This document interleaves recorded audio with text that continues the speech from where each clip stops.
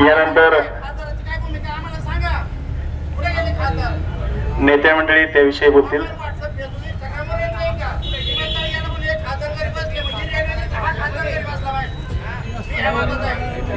यानंतर या रेल्वेविषयी एक छोटीशी कविता दिनकरराव विठ्ठल फराले आपल्या समोर सादर करतील। मी त्यांना विनंती करतो थोडक्यामध्ये आपली कविता या ठिकाणी।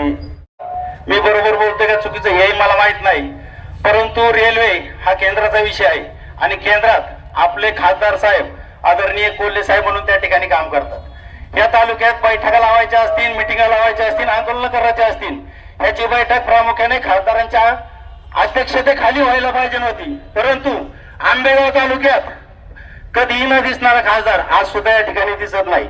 ज्याप्रमाणे पुण्यापर्यंत जायला रस्ता नव्हता, चाकणला ट्रॅफिक व्हायचं, आपलं विमानतळ गेलं, त्यावेळेस खासदार गेले, मग आता जर ही रेल्वे झाली नाही तर या खासदारांनी सुद्धा त्या ठिकाणी राजीनामा दिला पाहिजे या ठिकाणी सांगतो। धन्यवाद।